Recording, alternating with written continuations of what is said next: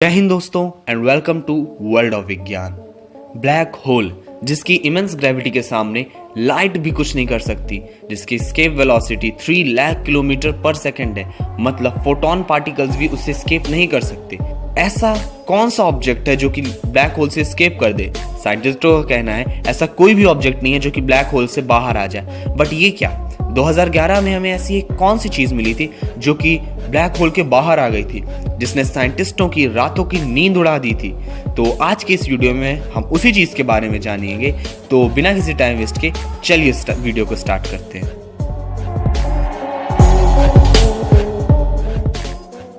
अब हमें ये बात पता है कि एक सिक्के के साइज का भी ब्लैक होल पूरी के पूरी अर्थ को डिस्ट्रॉय कर सकता है, और ब्लैक होल के पास जाते ही किसी भी चीज का स्पेटिफिकेशन हो जाता है, मतलब वो चीज काफी हद तक खिंच जाती है।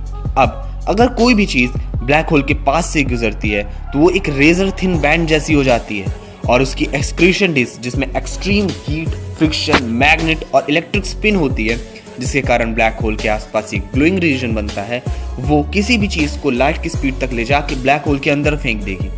लेकिन हमें साइंटिस्टों को एक ऐसी चीज मिली थी जो कि सन 2011 में ब्लैक होल को भी स्केप कर दी थी, मतलब उस चीज की स्पीड ने ब्लैक होल को भी फेल कर दिया था। तो अब ये चीज क्या थी? तो चलिए जानते हैं। क्लाउड G2, जिसको स्टार्टिंग में 2011 में अल्ट्रा सेंसिटिव क्लैक ऑब्जर्वेटरी के साइंटिस्टों ने मिल्की वे के बीच में प्रेजेंट सुपरमैसिव ब्लैक होल के चक्कर काटते हुए डिटेक्ट किया।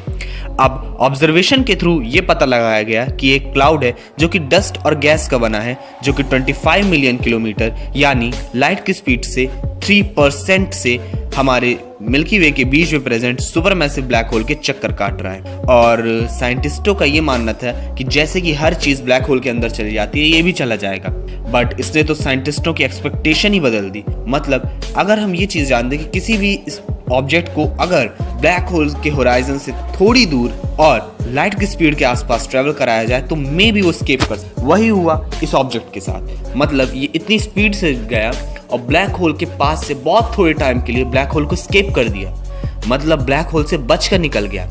साइंटिस्टों की रातों की नींद उड़ गई और वो काफी चिंता में आ गए कि आखिर ऐसा कौन सा ऑब्जेक्ट हो सकता है जो कि ब्लैक होल की इमेंस ग्रेविटी को फेल कर दे। क्या ये ऐसा कोई पार्टिकल्स तो नहीं जो कि लाइट की स्पीड से भी तेज चलता हो, मतलब टैक्योन पार्टिकल्स?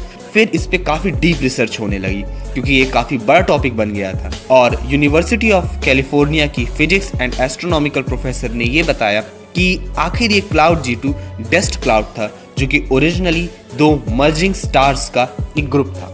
अब मर्जिंग स्टार्स क्या होते हैं? वो स्टार्स जो एक दूसरे में बिल्कुल मर्ज होने वाले हों और उनका एक पेयर हो, उनको हम मर्जिंग स्टार्स कहते हैं।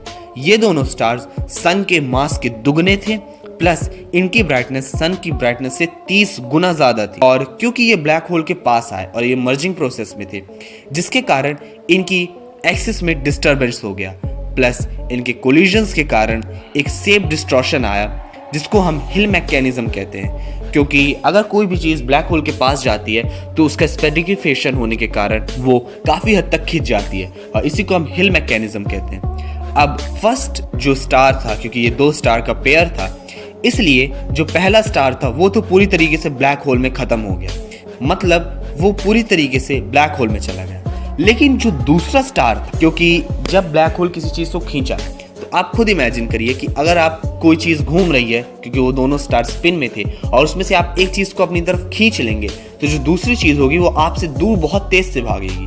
तो ऐसा ही इस केस में भी हुआ, जिसमें एक स्टार तो पूरी तरह ब्लैक होल के अंदर चला गया, लेकिन वहीं दूसरा स्टार जो कि बाहर की तरफ था, उसका हाफ मास चला गया, मतलब कि उसने अपना आधा मास गवा दिया, जो कि हाइड्रोजन गैस के स्प्रेड के कारण हुआ था।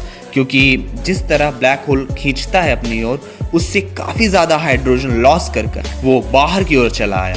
यहीं पे छोटे से टाइम के कारण ब्लैक होल के कांटेक्ट में आने पे उसका आधा मास चला गया, लेकिन वो ब्लैक होल के सेंटर से 20 बिलियन किलोमीटर की दूरी पर जाके S5 HVS1 व्हाइट ड्वार्फ बन गया। मतलब अब वो एक पेयर स्टार की जगह एक व्हाइट ड्वार्फ बन गया। अगर हम देखें तो GSN 069 जो कि एक ब्लैक होल है, वो इतनी स्पीड में एक्सपेंड हो रहा है कि वो कुछ ही टाइम में इस छोटे से वाइट ड्रॉप को निकल जाएगा और उसका मास, यानी ये जो सेंटर में हमारे ब्लैक होल प्रेजेंट है, उसका मास सन के मास से 4.3 मिलियन टाइम्स ज़्यादा है। तो बात आती है कि आखिर इसके एस्केप करने में फैक्टर्स कौन से काम किए। तो देखिए, यहाँ पर 2 फैक्टर बेसिकली मेन है, और वैसे तो 3 फैक्टर काम किए। पहला फैक्टर है लेस मास, क्योंकि आधा मास गंवाने के कारण इसका मास इतना कम हो गया था कि ये ब्लैक होल से अपने स्पीड के कारण एस्केप कर पाए। लेकिन हाँ, एक बात है कि ये ब्लैक होल के अंदर नहीं गया था, नहीं तो वहां से तो कोई चीज एस्केप नहीं कर पाती। ये ब्लैक होल के काफी पास से गया था। अब दूसरा फैक्टर आता है लेस मास, यानी लेस हाइड्रोजन फ्यूजन, यानी लेस डेंसिटी। कम डेंसिटी होने के कारण इसका आधा मास चला गया और इसके कारण ही बच गया। तीसरा फैक्टर आता है वेलोसिटी, क्योंकि नॉर्मल ऑब्जेक्ट जो भी किसी भी ब्लैक होल के आसपास राउंड करते हैं, उसका रेवोल्यूशन करते हैं, उससे इसकी डेंसिटी दुगनी थी, जिसके कारण ये बच गया। अब बात आती है कि क्या ये रियलिटी में ब्लैक होल से बच गया। देखिए, हम ये कह सकते हैं कि ये रियलिटी में ब्लैक होल से बच तो गया था, लेकिन हाँ, इसे अपना एक साथी और आधा मास गंवाना पड़ा, जो कि काफ़ी बड़ी बात है। कुछ टाइम में ये स्टार हमारे मिल्की वे के सेंटर में प्रेजेंट सुपरमैसिव ब्लैक होल के कारण ख़त्म हो जाएगा। लेकिन इस स्टार ने साइंटिस्टों के रातों की नींद उड़ा दी थी कि ऐसा कौन सा ऑब्जेक्ट है जो कि ब्लैक होल की इमेंस ग्रेविटी को भी स्केप कर दिया।